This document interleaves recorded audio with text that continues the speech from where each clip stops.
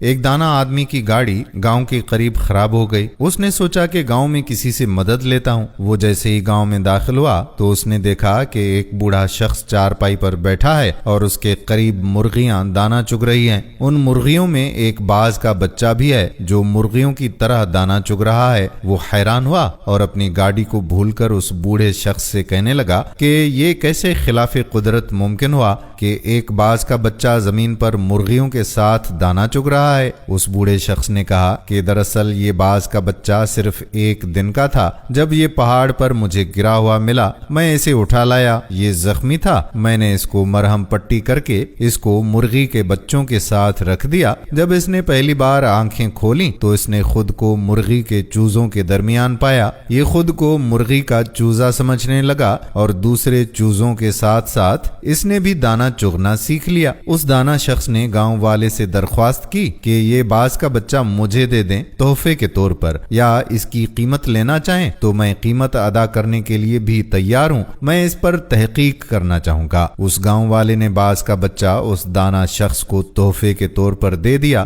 یہ اپنی گاڑی ٹھیک کروا کر اپنے گھر آ گیا۔ وہ روزانہ اس باز کے بچے کو چھت سے نیچے پھینک دیا کرتا، مگر باز کا بچہ مرغی کی طرح اپنے پروں کو سکیڑ کر گردن اس میں چھپا لیتا اور روزانہ بلا ناغہ باز کے بچے کو اپنے سامنے ٹیبل پر بٹھاتا اور اس کو کہتا کہ تو باز کا بچہ ہے، مرغی کا نہیں، اپنی پہچان کر۔ اس طرح اس نے کئی دن تک اردو، پنجابی، سندھی، سرائکی، پشتو ہر زبان میں اس باز کے بچے کو کہا کہ تو باز کا بچہ ہے، مرغی کا نہیں، اپنی پہچان کر، اپنے آپ کو پہچاننے کی کوشش کرو۔ آخرکار وہ دانا شخص ایک دن باز کے بچے کو لے کر ایک بلند ترین پہاڑ پر چلا گیا اور اسے کہنے لگا کہ خود کو پہچاننے کی کوشش کرو، تم باز کے بچے ہو۔ اور اس شخص نے یہ کہہ کر باز کے بچے کو پہاڑ کی بلندی سے نیچے پھینک دیا۔ باز کا بچہ ڈر گیا اور اس نے مرغی کی طرح اپنی گردن کو جھکا کر پروں کو سکیڑ لیا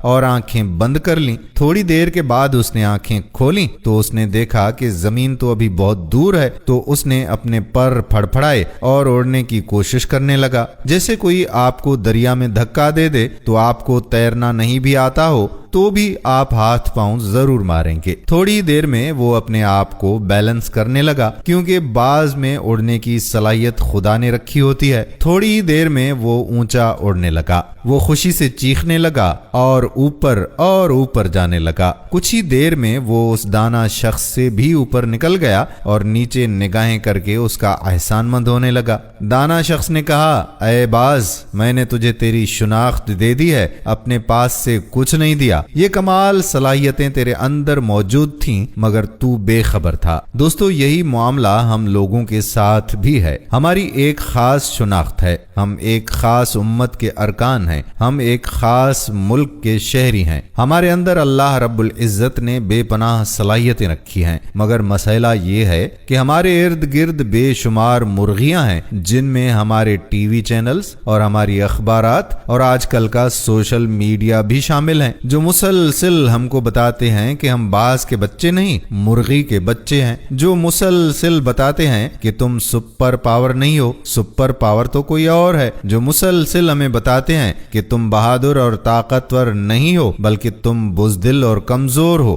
تم لوگ آگے بڑھ نہیں سکتے، کامیاب نہیں ہو سکتے۔ کامیابی کی شرط یہ ہے کہ ہم خود کو پہچاننے کی کوشش کریں تاکہ ہم ایک بہترین امت اور بہترین قوم بن کر اس ملک کی تعمیر و ترقی میں اپنا کردار ادا کر سکیں۔ امید ہے کہ یہ ویڈیو آپ کی اصلاح کے لیے بہت اچھی ثابت ہوگی اور اس ویڈیو کو اپنے دوسرے دوستوں کے ساتھ بھی شیئر کریں گے۔ آنے والی ویڈیو تک اپنے میزبان قادر بخش کلہوڑوں کو اجازت دیجیے۔ اللہ حافظ۔